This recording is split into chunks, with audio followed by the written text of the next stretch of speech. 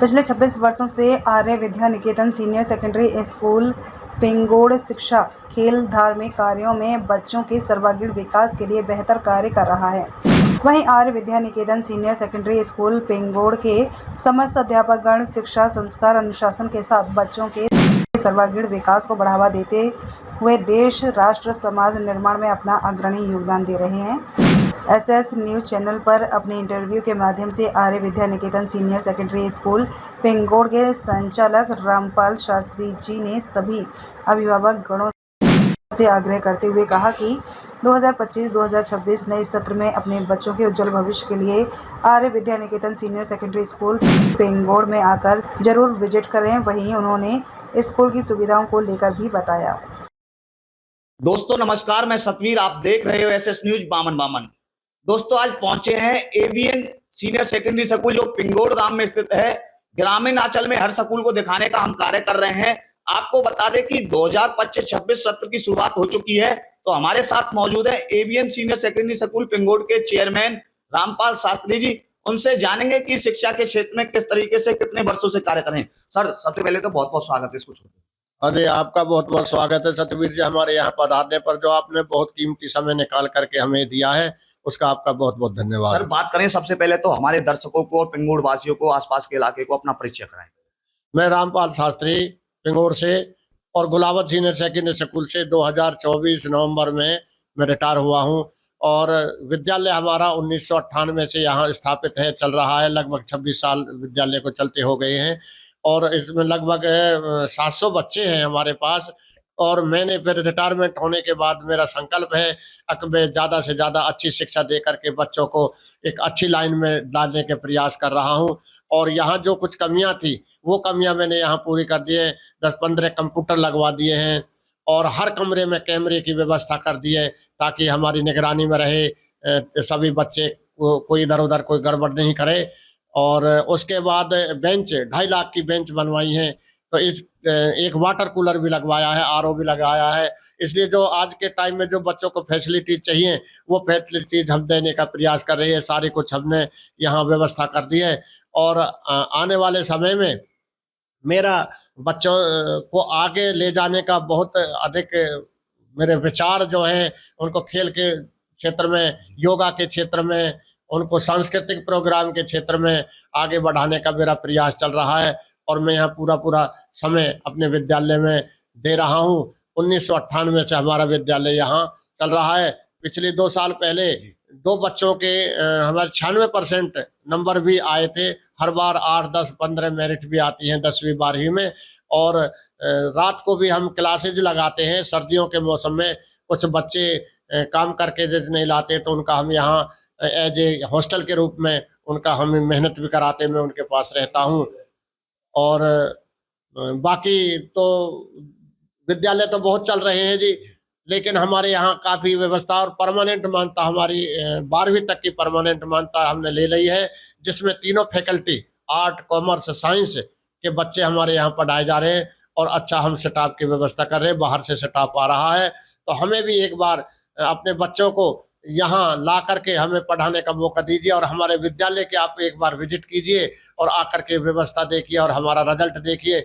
और हम सुबह के टाइम प्रार्थना में, प्रेयर में हम बच्चों को धार्मिक प्रोग्राम, जैसे कि हम इन बच्चों के कम से कम 10-12 मंत्र याद हैं जो वैदिक मंत्र हैं और डेली हर बच्चा मुँह जबानी वैदिक मंत्रों को बोलता है। हमारे आध्यात्मिक क्षेत्र में ये भी बहुत जरूरी है। बच्चों को लगभग मैं सुबह के टाइम आधे घंटा बच्चों को नैतिकता के बारे में शिक्षा देता हूं और इसलिए हमें भी आप यहाँ आकर के विद्यालय में आकर के मौका दीजिए और बच्चों को अच्छी शिक्षा दिलाने के लिए हमारे यहाँ दाखिल कराइए। देखिए सर, आपने बताया कि 1998 से एवीएन सीनियर सेकेंडरी स्कूल क्षेत्र में शिक्षा देने का काम कर रहा है। करीबन 27 वर्ष आपको हो गए, लेकिन आपने बताया भी कि विद्यालयों की संख्या बढ़ती जा रही है। आज के समय में देखा जा रहा है जो प्राइवेट स्कूल है उनकी संख्या बढ़ती जा रही है। कहीं ना कहीं अभिभावक चुनाव नहीं कर पाता कि मैं अपने बच्चे को अच्छी शिक्षा दिलाऊं तो दिलाऊं कहाँ। इस चीज को लेकर आप क्या कहोगे? अब तो जब आप हमारे पास आओगे तो एक बार हमारा रिजल्ट देखोगे, बच्चों के अंदर सभ्यता और संस्कृति देखोगे, अनुशासन जब देखोगे और हमसे डिस्कस करेंगे कि भाई अच्छे नंबर लेने हैं, हमें क्या क्या बच्चों को कराना है, क्या क्या शिक्षा देनी है, तो आप आकर के एक बार हमें मौका दीजिए और सस्ती शिक्षा, कोई ज़्यादा महंगी भी नहीं, हमारे देहात के अनुसार हम सबको निभाने का प्रयास करते हैं। चाहे कोई थोड़ा आर्थिक स्थिति किसी की कमज़ोर है, हम उसको भी हम चाहते हैं कि ज़्यादा से ज़्यादा बच्चों को शिक्षा मिले। पैसा ही सब कुछ नहीं होता है, उसमें हमारे पास सब तरीका के बच्चे हैं, कुछ पैसे वाले भी, कुछ कम पैसे वाले भी, जैसे भी हम डील करते थे। एक बार हमारे यहाँ आकर के आप निश्चिंत होकर के हर चीज़ की हम गारंटी देंगे, बच्चे की पास की, मेरिट की और सर्टिफिकेट की, मान्यता की, सारी चीज़ हमारे पास सब डॉक्यूमेंट्स है। हमारा दिखावा कोई काम नहीं है, हम रियल पे ही जो धरातल पे जो काम हम करते हैं रियल में करते हैं, हम दिखावा नहीं करते। पढ़ाई के साथ खेलों का कितना महत्व समझते हैं सर आप? हाँ, पढ़ाई के साथ हम खेलों का बहुत अधिक महत्व, क्योंकि आज खेल जगत में हमारे हरियाणा के जो वो है विद्यार्थी हैं, हरियाणा के लोग हैं, वो मेडल, गोल्ड मेडल ला रहे हैं, बाहर भी जा रहे हैं। तो इसलिए खेलों की तरफ भी हमारा अब कुछ सामान हम खेलों का भी लाएंगे और बच्चों को यहाँ खेलों के जो बच्चों की खेलों में रुचि है उनको गेम भी खिलाएंगे। योगा वाले टीचर है गुरमेश शास्त्री जी हैं पलवल से, उनका मेरे पे फोन आया था और मैं उनका योगा की क्लास भी यहाँ लगवाऊंगा और योगा का प्रोग्राम भी करवाऊंगा। सर, मैं कल एक न्यूज़पेपर पढ़ रहा था, उसमें एक 8वीं क्लास का छात्र था और सामाजिक के पेपर में फेल हो गया, उसने आत्महत्या कर ली। यदि बात करें बड़े बड़े शहरों की, कोटा, सीकर जैसे शहरों में अक्सर बच्चे पढ़ाई के साथ साथ ऐसी चीज कर लेते हैं, आत्महत्या कर लेते हैं। इस चीज को लेकर आप क्या कहोगे? हाँ, ये बहुत ही वैसे गलत बात है, क्योंकि वो बच्चे डिप्रेशन में आ जाते हैं, जबकि बच्चों को डिप्रेशन में कभी नहीं आना चाहिए। क्योंकि संस्कृत में एक कहावत है कि परिश्रमेण सिद्ध्यन्ति कार्याणि न मनोरथै नहि सप्तस्य सिंहस्य परिविशन्ति मुखे मृगा। देखिए, बगैर मेहनत के कहीं कुछ भी नहीं है और हमें धैर्य रखना चाहिए, हमें धैर्य नहीं खोना चाहिए। धैर्य से हम काम करेंगे तो अवश्य सफलता मिलेगी। तो कभी भी बच्चों को ऐसा काम नहीं करना चाहिए। अब वो चले गए, सब कुछ छोड़ गए, माता पिता को दुख पैदा कर गए, इसलिए कभी भी होपलेस नहीं होना चाहिए। धीरज से, धैर्य से काम लेना चाहिए और डिप्रेशन में नहीं आना चाहिए। हम संग के संग काम को अपने को निपटाएंगे, करेंगे तो हमें भारी नहीं होगा।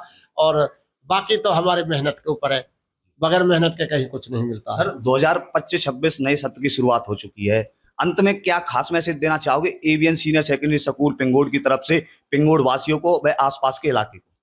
मैं आसपास के इलाकों पिंगोड वासियों को यही प्रेरणा देना चाह रहा हूँ कि हमारे विद्यालय में आइए एक बार और आकर के हमारे पास बैठ कर के डिस्कस कीजिए और बच्चों को दाखिल कराइए और बच्चों को शिक्षा के क्षेत्र में, खेल के क्षेत्र में, धार्मिक क्षेत्र में, योगा के क्षेत्र में हम आगे ले जाने का मेरा फुल प्रयास है। मैं कोशिश कर रहा हूँ और मैं पूरा टाइम अपने विद्यालय में ही दे रहा हूँ। बहुत बहुत धन्यवाद। थैंक यू साहब। दोस्तों, ये थे हमारे बीच में एवीएन सीनियर सेकेंडरी स्कूल पिंगोड के चेयरमैन रामपाल शास्त्री जी। इन्होंने हमें शिक्षा को लेकर के, खेल के क्षेत्र में, धार्मिक कार्यों में एवीएन सीनियर सेकेंडरी स्कूल बच्चों के लिए कार्य कर रहा है और धरातल पर पिछले 27 वर्षों से शिक्षा के क्षेत्र में कार्य कर रहा है।